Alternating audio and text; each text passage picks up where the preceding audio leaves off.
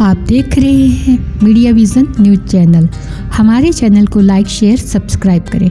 आज सीएम सुखविंदर सिंह सुक्खू ने शिमला में महत्वपूर्ण प्रेस वार्ता की और प्रदेश के विभिन्न मुद्दों पर अपना पक्ष रखा। उन्होंने कहा कि कांग्रेस सरकार सत्ता परिवर्तन के लिए नहीं वरन व्यवस्था परिवर्तन के लिए आई है, अच्छे शासन के लिए आई है, अच्छे प्रशासन के लिए आई है। उन्होंने कहा कि हमारी सरकार ने युवाओं से वादा किया था कि भर्ती घोटाले का पर्दाफाश करेंगे। उसी संदर्भ में JOA-IT पेपर भर्ती के घोटाले को पुलिस और प्रशासन की मुस्तैदी से बेनकाब कर दिया गया है। उन्होंने आगे कहा, और भारतीय दंड संहिता की धारा 420/120B के अंतर्गत एक FIR संख्या 4/22 दर्ज करवाएगी।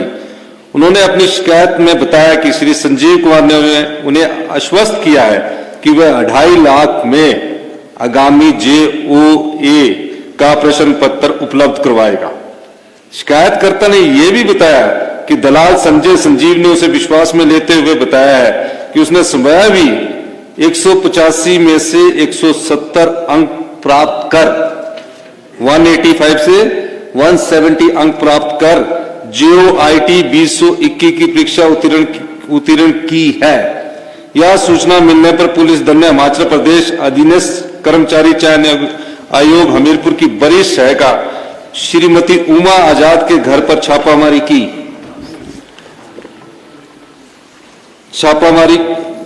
जहां की शिकायतकर्ता को प्रश्न पत्र सौंपने के लिए ले जाया गया था।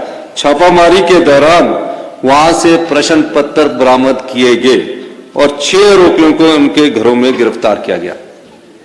ये तो 25 दिसंबर का जो प्रश्न पत्र था। उसके बाद के जो सबऑर्डिनेट सिलेक्शन में एग्जाम होने थे, जो अगले 25 दिसंबर के बाद जो और तिथियों की जो घोषणा थी, उसके तहत मैं कुछ जानकारियां आपको देना चाहता हूं।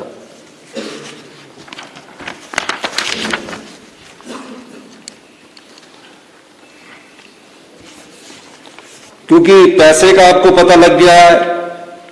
प्रश्न पत्रों के 3 सेट, जूनियर ऑडिटर, इसकी अभी तिथि एग्जाम की घोषित नहीं हुई थी। ये प्रश्न पत्र भी उनके घर से मिला।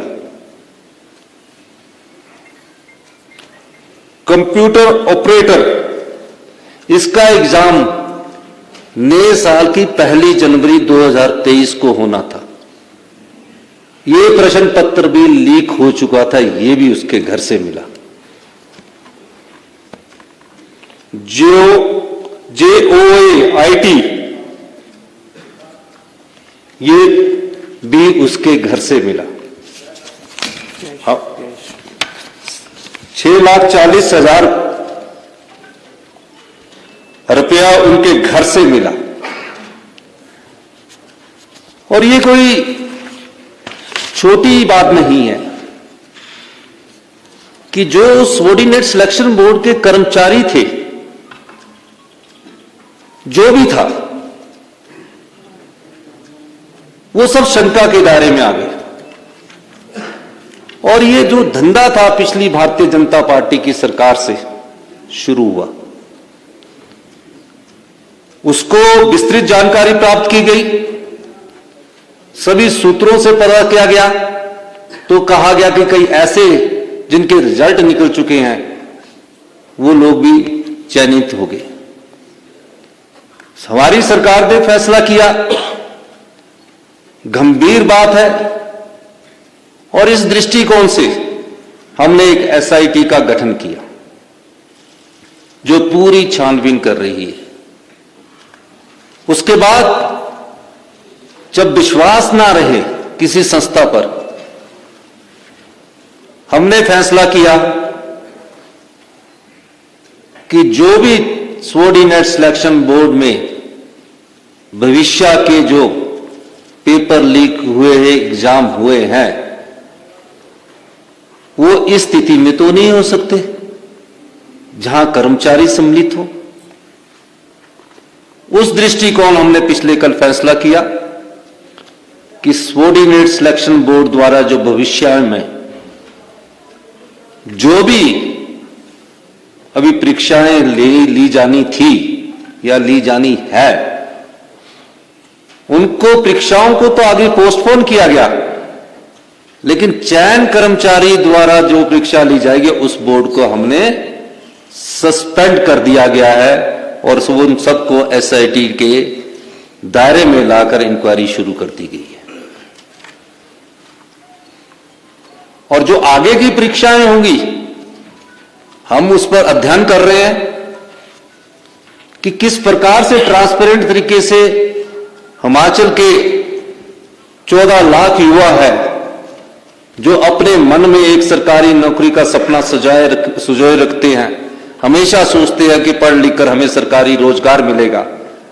गरीब मां बाप का भी एक सपना होता है कि उसका बेटा सरकारी नौकरी लग जाए, अपने बच्चे को कड़ी मेहनत से वो पढ़ाता है। हमारी सरकार का दृष्टिकोण बिल्कुल साफ है, आने वाले समय में पारदर्शी तरीके से नियुक्तियां हो, कोई भाई भतीजावार ना हो, मेरिट को इग्नोर नहीं किया जाए, कोई रिश्तेदारी ना देखी जाए। बड़े दुख के साथ कहना पड़ता है कि पिछली 5 साल की भारतीय जनता पार्टी की सरकार ने अपनी आंखें मूंद रखी थी। अयोग्य उम्मीदवार चुने जा रहे थे, पेपर खरीदे जा रहे थे, पर भारतीय जनता पार्टी की पिछली सरकार के कान पर जूं नहीं रेंग रही थी। उदाहरण एक सामने आया, पुलिस भर्ती पेपर हुआ, मामला पता लगा कि पुलिस भर्ती पेपर लीक हो चुका है। उससे पहले भी एक मामला सामने आया, विधानसभा के पटल पर हमारे सदस्यों ने आवाज उठाई कि पेपर लीक हो चुका है, लेकिन भारतीय जनता पार्टी ने अगर आंखें मूंद ली है उस सरकार ने, तो ये हिमाचल की जनता के साथ भारतीय जनता पार्टी की सरकार ने हिमाचल के लाखों युवाओं के साथ बहुत बड़ा धोखा किया है। इस धोखे का जवाब भारतीय जनता पार्टी को देना पड़ेगा। 14 लाख युवा जो सरकार से आशा लगाए बैठे थे, उस आशा के अनुरूप उन्होंने कार्य नहीं किया है। इसलिए हमने फैसला किया है कि अगले 60 दिनों में पूरे भर्ती प्रक्रिया में पारदर्शिता लाई जाएगी और जो हम जो एग्जाम करवाएंगे वो पूरे पारदर्शिता तरीके से आगे लाएंगे। और जो भी पेपर लीक करने वाले सम्मिलित होंगे उनके तहत एक्ट में हम प्रोविजन देख रहे हैं कि कोई स्ट्रिक्ट एक्शन कैसे लिया जा सकता है, उस दृष्टिकोण से भी हम कार्य कर रहे हैं। इसलिए मैं आप लोगों से ये कहने आया हूं कि जो सरकार पिछली थी उस सरकार की भी गलतियां हैं। हम सारी जानकारी अभी और एकत्रित कर रही है, कुछ और सनसनीखेज जानकारियां हम आने वाले वक्त में आपके सामने लाएंगे। लेकिन सबॉर्डिनेट सिलेक्शन बोर्ड को पिछले कल हमने बैठक की, अधिकारी महोदयों से, विधायक नेताओं से हमने पूछा और एक नीतिगत फैसला किया गया कि इसकी वर्किंग को पारदर्शिता लाना पड़ेगा। होता क्या है, इन संस्थानों में जो व्यक्ति पीएन लग जाता है वो यहीं प्रमोशन लेगा, यहीं से रिटायर होगा, यहीं से प्रमोशन लेगा, यहीं से रिटायर होगा। वो 35 साल तक एक ही संस्थान में लगा रहेगा। और जो 35 साल में एक संस्थान में लगा रहेगा, जो ये महिला पकड़ी गई है इसके बेटे ने टॉप किया, भारतीय जनता पार्टी की सरकार थी तब भी उनकी आंखें नहीं खुली। हमने फैसला लिया कि इस सबॉर्डिनेट सिलेक्शन बोर्ड को, उनके सभी अधिकारियों को जो सरकारी है उनको हम शिमला बुला दिया, बाकियों को सबको सस्पेंड कर दिया। और हम आगे ये फैसला कर रहे हैं कि अगली जो चयन प्रक्रिया है उसमें पारदर्शिता लाई जाएगी और 60 दिन के अंदर जो इंटरव्यू कैंसिल हुए हैं उनको द्वारा से किस एजेंसी के द्वारा शुरू किया जाएगा उसका फैसला आने वाले वक्त में आपको बता दिया जाएगा। जिन भी युवा साथियों ने हिमाचल प्रदेश में रिटन एग्जामिनेशन पास कर चुके हैं, मेहनत करके रिटन एग्जामिनेशन पास कर चुके हैं, हम वो भी देखेंगे कि कहीं वहां भी कोई पेपर लीक की वारदात तो नहीं हुई है। अगर पेपर लीक की कोई वारदात नहीं होगी तो उनके डॉक्यूमेंटेशन वाला जो इंटरव्यू है उसको भी हम आगे बढ़ाएंगे। और आने वाले समय में हम हिमाचल के युवाओं को यह विश्वास देना चाहते हैं कि हम पूरी तरह से एक पारदर्शी, नैतिक से भरपूर ट्रांसपेरेंट सिस्टम लाएंगे और अगली भर्तियां भी हम जल्दी ही शुरू करेंगे। जितने भी सरकारी रोजगार है उनको रोजगार के अवसर उपलब्ध करवाएंगे।